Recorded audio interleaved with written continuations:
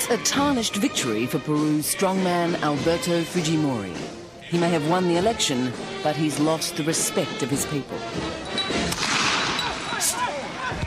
And those who oppose him are paying the price in blood and tears. I think there's going to be a lot of repression.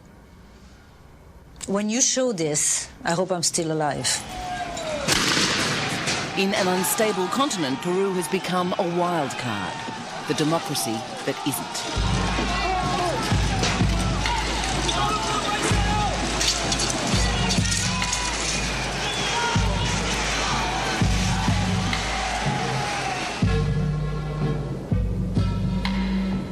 It was Peru's moment of greatness, the mighty sun-worshipping empire of the Incas. The man who built that empire, the Inca Pachacutec, is the ultimate local hero whose name means literally the one who changed everything, who turned the world upside down. And now, more than 500 years on, some say, and some are being encouraged to believe, that the spirit of Pachacutec has returned to Peru, that this man too will change everything. This man, native to the Andes, will restore opportunity and self-respect and honest government. This man is Alejandro Toledo. Alejandro Toledo was not Peru's only opposition candidate, but after a bruising election campaign, he was the last man standing against the forces of Fujimori. High in the Andes, in Cusco, the capital of the old Inca Empire, he is the focus for all their hopes. Queremos devolverle la dignidad al pueblo peruano. Queremos nosotros también contribuir a que esa dignidad sea recuperada. Mi objetivo es apoyar la democracia, porque sin la democracia no hay trabajo, no hay libertad de expresión.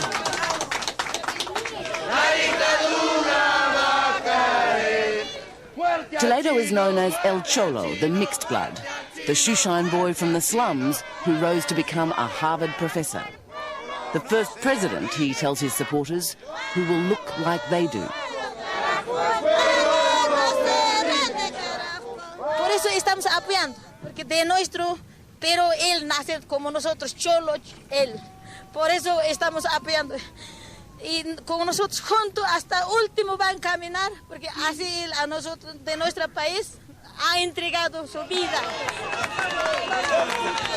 Destiny has placed me in this role of leading the democratic forces and the civil society with the purpose of returning democracy, freedom to my country. This is a responsibility to which I will not betray, no matter what.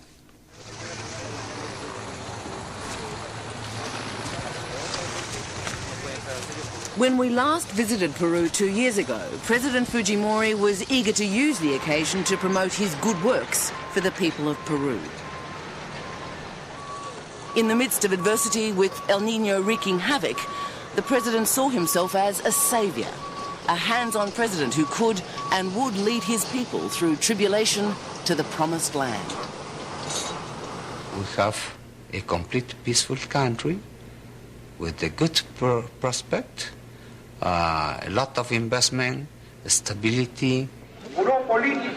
After all, he had successfully waged war against the notorious and brutal guerrillas of the Shining Path. Their leader, Abimael Guzman, he captured and displayed in a cage before imprisoning him. And with the help of the shadowy but all-powerful head of secret police, Vladimiro Montesinos, he brought a successful end to the long-running siege of the Japanese embassy. Now we have restored the authority and the order.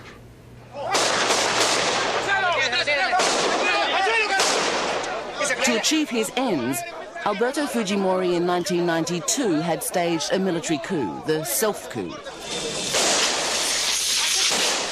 This corruption of democratic freedoms was necessary, he said, to ensure the stability of the country.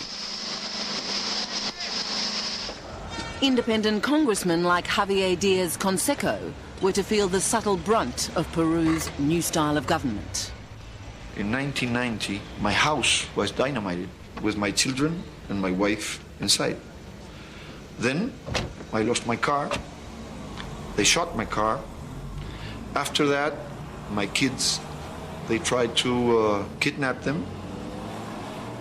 This is a mafia government. If you want to deal with this in one name, a mafia government.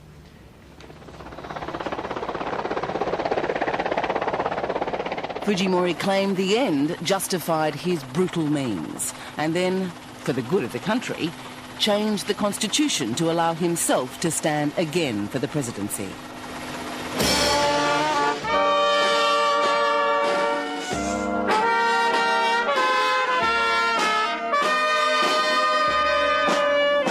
The election he staged this April looked like the real thing.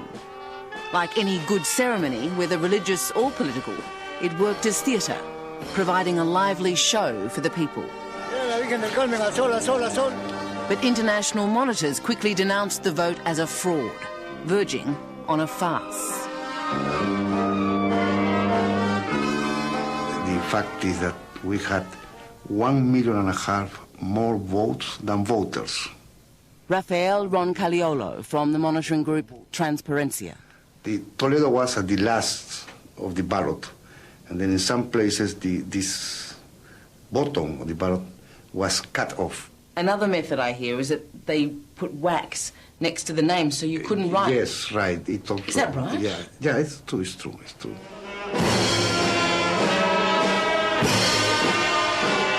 Members of the government deny fraud. They concede the election had some irregularities, but the world's not perfect. No, I don't accept that there has been any fraud. I think that as in any process all around the world, there should be problems. There have been problems. So the stories about the ballot papers being put waxed or the ballot papers being cut off? It's not true. That's not true. That's all. It was said also in 1995. And if you look in the newspapers all the time we have elections, we should find that it's almost a part of our political culture to talk about fraud. But maybe it's part of your political culture that there is fraud. No, there is not. With all the weapons of state at his fingertips, including the army, Mr. Fujimori has always managed to suppress dissent. But this time, in Alejandro Toledo, he has a genuine opponent who is not prepared to lie down or be intimidated. They have, of course, threatened 126 times in my life. They threatened my wife. They threatened my daughter. Do you see, it's hard for someone who doesn't see the guns, they don't see the tanks in the street, to believe it is a dictatorship? It is not very fashionable now to have a clean-cut dictatorship with 2 or 3 generals. Pinochet in today's world will not be very fashionable, will not be very believable.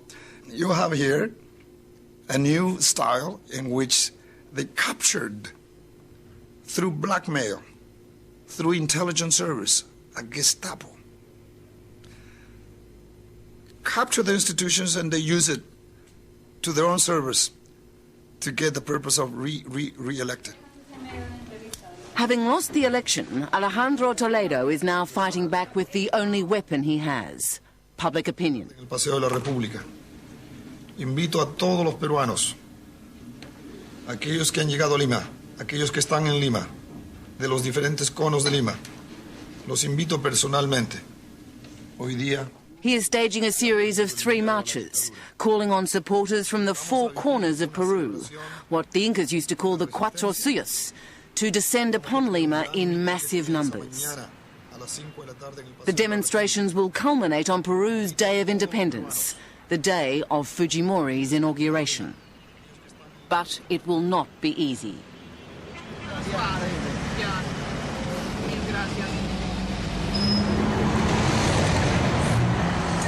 We have in this bus in which we are now talking, we have people from the intelligence service in this bus right now. It's a high-risk strategy, and Fujimori's forces are already mobilizing to block the marches. They are using the book on traffic regulations that had never been used in this country before. They are trying to enforce the law to the limit so to stop some of the marchers and their goal to reach the capital in Lima and to be part of the rest of the demonstrations there. Yet still they come, by bus and boat, on foot, from the jungles and valleys and high mountain villages. They stream into the capital night and day.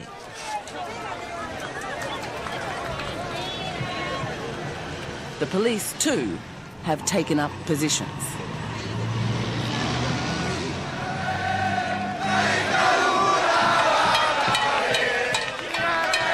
It will fall, they sing. The dictatorship will fall.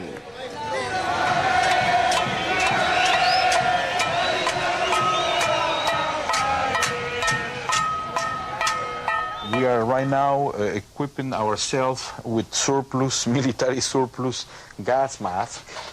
Though Toledo insists it will be a peaceful march, his people are preparing for the worst.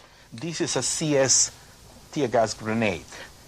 So what they do is they throw a barrage at you that will saturate an area in such a way that you cannot breathe.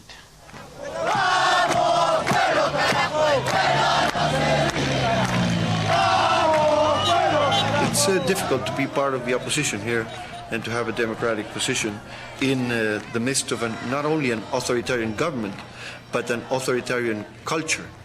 You have here a culture of fear, and it's very difficult to overcome fear.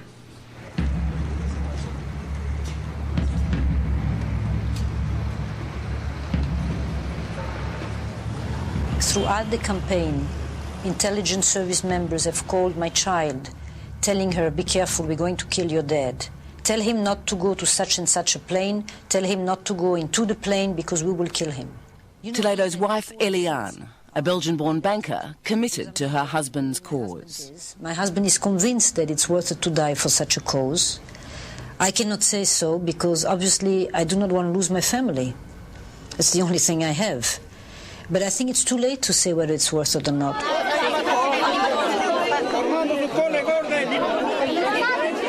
In a desperately poor country like Peru, Fujimori's hands-on approach has been the key to his success.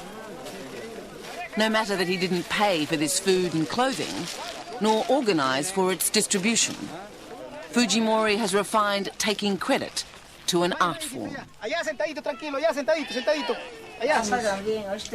Peru's extensive network of community kitchens, for example, providing meals and milk to an astonishing 60% of Peruvians. They would starve without them. This tiny kitchen is one of 58 in Cusco. They are supposedly independent, the officials locally elected, most of the food coming from foreign donations. Lo que quieren es ellos apoyo, ¿no? Porque la mayoría también son madres abandonadas, no tenemos trabajo, a veces los esposos también no trabajan, hay tantos niños, por esa parte sí están agradecidos. But Fujimori has been steadily undermining the integrity of this food network, creating a strong sense of dependence on and obligation to his government.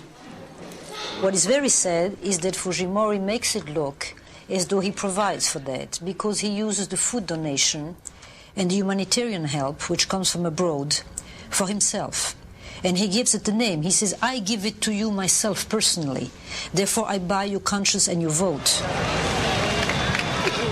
If the presidency was won by fraud, the Congress was secured by more blatant means. Fujimori's party was actually in the minority after the election, which many saw as a healthy state of affairs, that Congress could provide some sort of break on the president's power. But the president had other ideas. One by one, amidst extraordinary scenes, independent and opposition congressmen unexpectedly crossed the floor to line up with the government. Those holding out threw coins and called turncoat as more than a dozen members switched sides, enough to give Fujimori the majority which the voters had denied him. And those are people that have sold themselves and obviously have cheated the electors because they ran with a proposition of being an opposition member of Congress, a democratic member of Congress. And now they have sold their conscience and their political thought to Fujimori. What's the going rate to win the vote of a congressman? They said that it was $10,000 a month plus a one-time fee, no? That they paid when this congressman approached them. Toledo is courting international support. The likes of Raúl Alfonsín, former president of Argentina, and other Latin American leaders from countries which reported gross irregularities during the elections, but later declined to intervene. The United States cut aid to Peru in protest, but now says it will work with Fujimori for the time being. Fujimori, in turn, pledged to reform the electoral process, but he's made such promises before. Do you believe he has such intentions? Nada. Not a bit. Not 1 inch. He has no credibility whatsoever on the eyes of Peruvians, and the international community has told him straight on, yes, we know about your promises. But America, it sold you down the river, hasn't it? That's the opinion of the United States. You will hear tomorrow the opinion of Peruvians.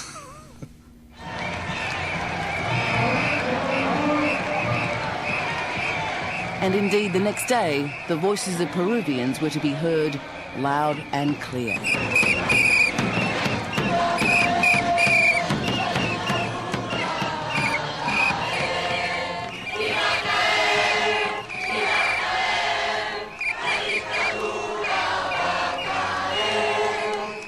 From los Cuatro Suyos, the 4 corners of Peru, they gather to support democracy and to oppose Fujimori.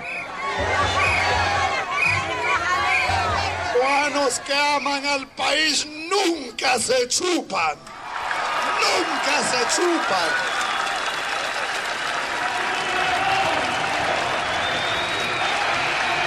At the last minute, President Fujimori passes a law banning press helicopters from flying over the city. Toledo's people claim it is to prevent the public seeing the strength of the demonstration. Fujimori's people claim the demonstration is pitifully small. He has got no more than 50,000 people, and I am very generous to give him 50,000 people in that meeting. Were you there? No, I saw it by television. Would you believe me if I said it looked more than 50,000 people? Perhaps, but I haven't heard about people saying more than 50,000. Do you believe that Peru is ready for true democracy? No, I think we are building our democracy. And if you ask me if there is any democracy in the world, I should say there is no democracy in the world. Rightly or wrongly, do you accept that some Peruvians are afraid? Yes, as in any country, I think all people in all countries is afraid of their secret services. I think secret services are not what they say, a bride that is white and... So you think it's okay to be afraid? I think that as in religion, the first stage of love is to be afraid of, to have fear of. But it is not enough. From the fear of being afraid, you have to grow to love.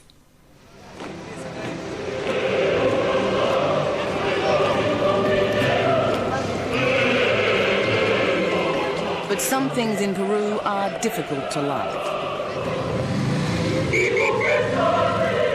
Amidst massive security, the president prepares for his 3rd inauguration. Fujimori is internationally isolated. Few foreigners attend.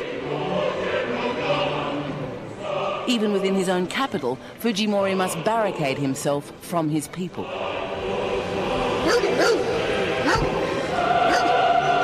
The police, the army, the church remain loyal. But as the ceremonies begin, it is not tears of joy in the eyes of the beholders. The tear gas is just 2 blocks away.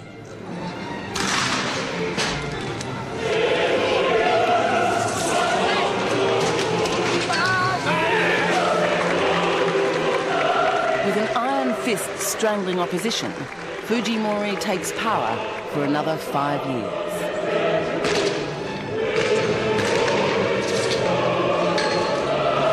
The remnants of the protest are no match for the military.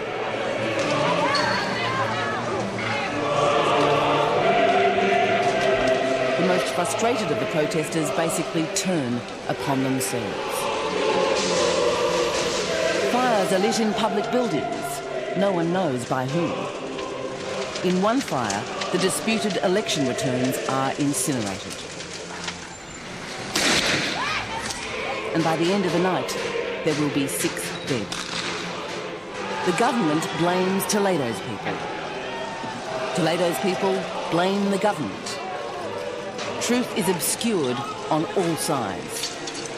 The only thing clear is the passion that remains. How far are you prepared to push it? Are you prepared to push to restore democracy or to get rid of this particular president? To the end. The dictatorships for which South America became rightly famous may have changed, but the conditions which bore them have not, nor has the struggle against them.